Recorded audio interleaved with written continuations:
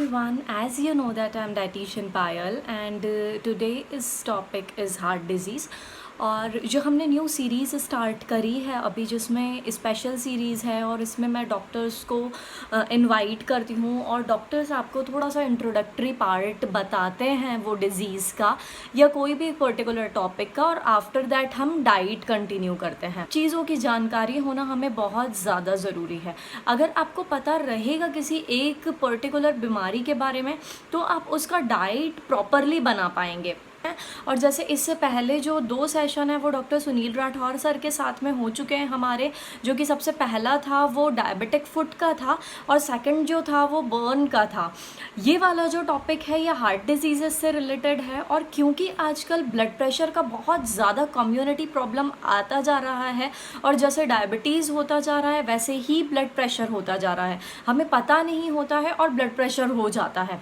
तो इन सब की जानकारी के लिए आपको पता होना चाहिए कि ब्लड प्रेशर के सिम्टम्स क्या हैं और वो क्यों होता है, किन पेशेंट्स में होने की ज़्यादा संभावनाएं होती हैं। इसकी इन्फॉर्मेशन आपको डॉक्टर ब्रिजेश श्रीवास्तव देंगे, जो कि कार्डियोलॉजिस्ट हैं भोपाल एमपी में, और वो आपको बताएंगे कि ब्लड प्रेशर होता क्या है और ब्लड प्रेशर से डायरेक्टली कोरिलेट करता है डैश डाइट। मैं डॉक्टर ब्रिजेश श्रीवास्तव, मैं एक हृदय रोग विशेषज्ञ हूँ। मैं भोपाल में प्रैक्टिस करता हूँ। फ्रेंड्स, मैं आज आपसे बात करने वाला हूँ ब्लड प्रेशर के बारे में। ब्लड प्रेशर जो है सामान्यतः काफ़ी जनसाधारण में काफ़ी ज़्यादा मात्रा में पाया जाता है और कई केसेस में बहुत आयत मात्रा में ये डायग्नोज भी नहीं होता है। ये व्यक्तियों को या पेशेंट्स को कई दिनों बाद मालूम चलता है कि उनको ब्लड प्रेशर है, क्योंकि ब्लड प्रेशर के शुरुआती दौर में कोई लक्षण नहीं होते।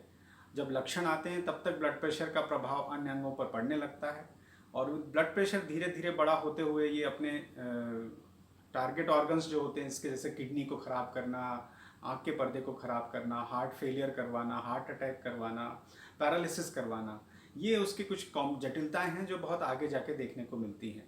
तो काफ़ी लंबे स्पैन तक ब्लड प्रेशर जो है साइलेंट रहता है, इसके लक्षण नहीं होते हैं ज़्यादातर, और जब तक हम ये डायग्नोसिस होता है जब तक इसके कुछ दुष्प्रभाव अन्य अंगों पे आ चुके होते हैं। जो थोड़े बहुत इसके सिम्टम्स देखने को मिलते हैं उसमें से चक्कर आना, जी घबराना, चलने में सांस फूलना, चलने में जल्दी थकान होना, ये कुछ उसके कुछ मुख्य लक्षण हो सकते हैं अगर ये होते हैं तो। पर ज़्यादातर देखा गया है ब्लड प्रेशर जो है वो इंसिडेंटली ही डायग्नोसिस होता है, उसका कोई लक्षण नहीं होता। किसी और अन्य बीमारी के संबंध में चेकअप जब कराते हैं तब मालूम पड़ता है कि ब्लड प्रेशर है।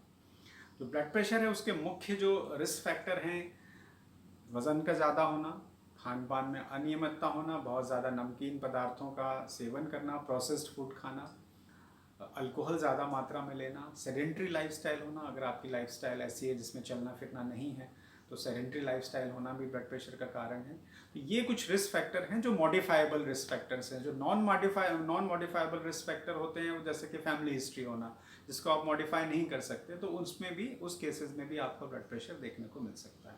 अगर एक बार हो जाए तो उसको हमको कैसे मैनेज करना है, क्या उसकी हमेशा दवाइयों की आवश्यकता है, क्या बिना दवाइयों के मैनेज कर सकते हैं, तो ये कुछ मुख्य बातें हैं जो चर्चा का विषय रहेंगी। तो ब्लड प्रेशर जो है डिपेंड करता है दवाइयाँ उसकी चलेंगी कि नहीं चलेंगी, कि किस अवस्था में डायग्नोसिस हुआ है। अगर तो वो प्रारंभिक अवस्था में डायग्नोसिस हो गया है तो हो सकता है आपका दवाइयों के बिना काम चल जाए, जीवन शैली में बदलाव कर लें तो भी ब्लड प्रेशर कंट्रोल हो जाए।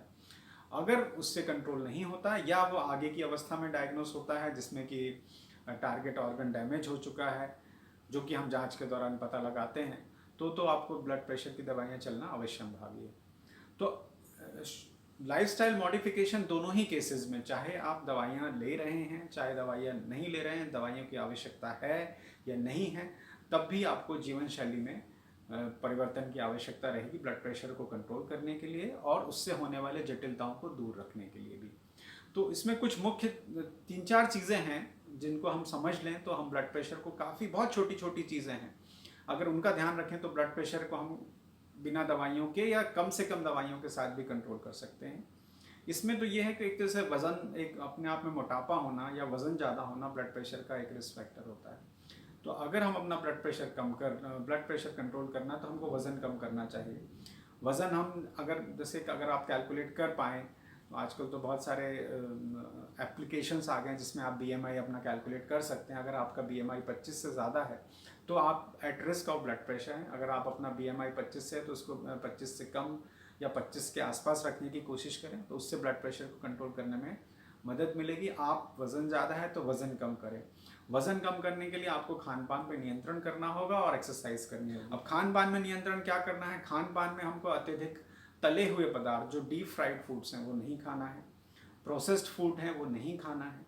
नमक अपने आप में इंडिपेंडेंट फैक्टर रहता है ब्लड प्रेशर बढ़ाने का, तो नमक की मात्रा कम करना है। नमक की मात्रा आपको 1.5 से 2 ग्राम रखना है, कम से कम रखना है नमक की मात्रा खाने में अगर आपका ब्लड प्रेशर है तो। फलों का ज़्यादा उपयोग करना है, हरी पत्तेदार सब्जियों का ज़्यादा उपयोग करना है। नट्स आप खा सकते हैं, बादाम और अखरोट आप ड्राई फ्रूट्स में खा सकते हैं ब्लड प्रेशर के लिए। इसके अलावा रसेदार फल गूदे सहित इस्तेमाल करें।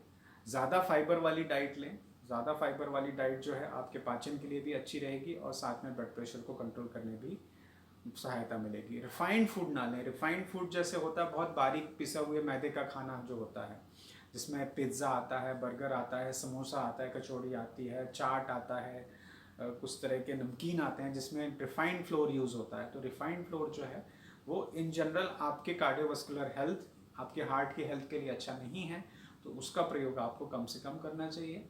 अगर आप आटे का प्रयोग करते हैं तो थोड़ा सा मोटा दानेदार आटे का प्रयोग करें। मल्टीग्रेन आटा बजाय प्योर गेहूं का आटा के मल्टीग्रेन आटे का इस्तेमाल करें, तो इससे भी आपको ब्लड प्रेशर और ओवरऑल हार्ट की हेल्थ के लिए फ़ायदेमंद रहेगा। दूसरी चीज़ ये है कि अगर आप स्मोकिंग अपने आप में रिस्क फैक्टर होता है ब्लड प्रेशर का, तो स्मोकिंग आपको बिल्कुल बंद करनी पड़ेगी। ज़ीरो स्मोकिंग को जो है ब्लड प्रेशर तो बढ़ाती ही है और साथ में हार्ट अटैक भी करवाती है, साथ में पैरालिसिस भी करवाता है। तो स्मोकिंग आपको पूरी बंद करना है। जो लोग अल्कोहल का सेवन अत्यधिक मात्रा में करते हैं, उनको अल्कोहल वैसे तो आइडियली तो पूरा बंद कर देना चाहिए, लेकिन अगर बंद नहीं कर पाते हैं तो उसकी मात्रा लिमिट कर देनी चाहिए। उसके आप 30 मिनट की वॉकिंग भी कर पाएँ, 30 मिनट की ब्रिस्क वॉकिंग भी कर पाएँ तो एक्सरसाइज अपने आप में काफ़ी समुचित होती है आपके ब्लड प्रेशर के लिए भी और हार्ट के लिए भी। इससे ऊपर और कुछ आप अत्यधिक करना चाहें जैसे लाइट जिमिंग या वेट ट्रेनिंग वगैरह, वो आप कर सकते हैं। तो एक्सरसाइज करना इसलिए भी आवश्यकता है क्योंकि हमको वज़न भी कम करना है। और साथ में कुछ अगर आपकी तनाव युक्त जीवन शैली है या आपको प्रोफेशन या फैमिली से संबंधित कुछ तनाव है, तो आपको उस तनाव से मुक्त रहना चाहिए। तो उससे आप ब्लड प्रेशर को काफ़ी हद तक कंट्रोल कर पाएंगे और दवाइयों की आवश्यकता पर पोस्टपोन कर पाएंगे, या उनके डोज भी आप उनके सीमित मात्रा में लेंगे अगर ज़रूरत पड़ती है तो।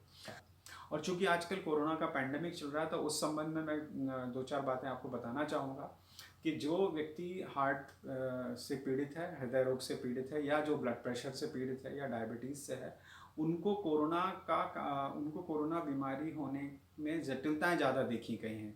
उनमें जो कोरोना होता है वो सीवियर फॉर्म में होता है। तो ऐसे लोगों को जो सरकार द्वारा प्रचलित गाइडलाइंस हैं उनका पूरा फॉलो करें। बार बार हाथ धोएं, बार बार हैंड वॉश करें, मास्क पहने, फिज़िकल डिस्टेंसिंग रखें, ये सावधानी से रखें। और जो आपकी ब्लड प्रेशर और हार्ट की जो भी दवाइयाँ चल रहे हैं उसमें बिना कुछ परिवर्तन करे उसको आप खाते रहें। बिना डॉक्टर की सलाह के वो दवाइयों का डोज या मात्रा कम ना करें और उसको खाते रहें। और इसमें किसी भी तरह की मिथ्या ना पालें जो कि आपको अन्य मीडिया के अन्य चैनल से मिलती रहती है। तो दोस्तों, ये कुछ छोटी मोटी चीज़ें हैं, अगर आप इनको फॉलो करें तो आप ब्लड प्रेशर से बच सकते हैं और उससे होने वाली जटिलताओं से भी बच सकते हैं। धन्यवाद।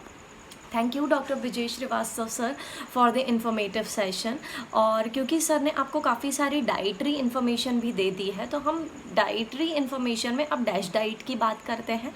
डैश डाइट जो है ये काफ़ी प्रचलित डाइट है यूएस में, और इंडिया में भी काफ़ी प्रचलित हो चुकी है। डैश डाइट सिर्फ और सिर्फ हाइपरटेंशन को लो करने के लिए इस्तेमाल की जाती है। इसके साथ साथ कभी कभी लंग्स डिजीज़ में भी काम आती है। जिस भी डिजीज़ में सॉल्ट लो चाहिए होता है हमें डाइट में, उसमें हम डैश डाइट का इस्तेमाल करते हैं।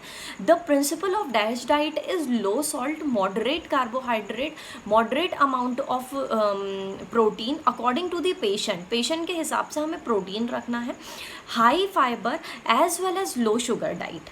इसमें हम जो मॉडरेट अमाउंट में कार्बोहाइड्रेट लेते हैं वो इसीलिए लेते हैं क्योंकि अगर हम ज़्यादा कार्बोहाइड्रेट्स खाएंगे, रोटी, सब्ज़ी, दलिया, ओट्स और ये जितने भी अन्न होते हैं उनका इस्तेमाल अगर हम ज़्यादा करते हैं तो हमारे शरीर में ज़्यादा मात्रा में अन्न खाने से भी सॉल्ट और शुगर बढ़ती है। तो इन चीज़ों का आप ध्यान रखें कि जिन भी पेशेंट्स को हाइपरटेंशन की, शुगर की प्रॉब्लम है, वो एक बार में ज़्यादा खाना ना खाएं। जैसा कि मैंने आपको लाइफस्टाइल मॉडिफिकेशन के सेशन में बताया है, पहले वीडियो में आपको पहले बताया है कि फ्रीक्वेंट मील का इस्तेमाल करें, वो आपके लिए ज़्यादा बेनिफिशियल होगी। उससे ना आपके शरीर में ज़्यादा शुगर बनेगी, ना ज़्यादा सॉल्ट बनेगा। इस चीज़ का ध्यान रखिएगा। इसके साथ साथ लो फैट डाइट होनी चाहिए। Low fat it means half litre अगर आप ऑयल इस्तेमाल कर रहे हैं तो rice bran oil, olive oil, mustard oil, groundnut oil, ये सब आप यूज़ कर सकते हैं, पर आधे लीटर से ज़्यादा नहीं इस्तेमाल कीजिएगा। तली हुई चीज़ों का बिल्कुल इस्तेमाल नहीं कीजिएगा।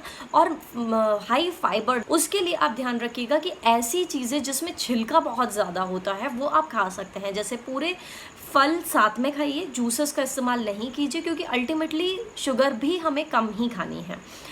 हाई प्रोटीन के लिए मिल्क एंड मिल्क प्रोडक्ट का इस्तेमाल कीजिएगा। सिंगल टोन मिल्क मतलब डबल बार मलाई निकाला हुआ दूध या उससे बनी हुई चीज़ों का ही इस्तेमाल कीजिए। ज़्यादा अमाउंट में अगर फैट बॉडी में जाएगा, घी, मलाई अगर आपके शरीर के अंदर जाएगी तो वो कोलेस्ट्रॉल बढ़ाएगी। ऊपर से नमक का इस्तेमाल बिल्कुल नहीं कीजिएगा। अगर हम किसी भी चीज़ में ऊपर से नमक का इस्तेमाल करेंगे तो वो भी हमारा ब्लड प्रेशर बढ़ाएगा। बहुत ज़्यादा कॉफ़ी का इस्तेमाल नहीं कीजिएगा। बहुत ज़्यादा चाय, कॉफ़ी और ऐसे लिक्विड्स, हॉट लिक्विड्स का बहुत ज़्यादा इस्तेमाल नहीं कीजिएगा।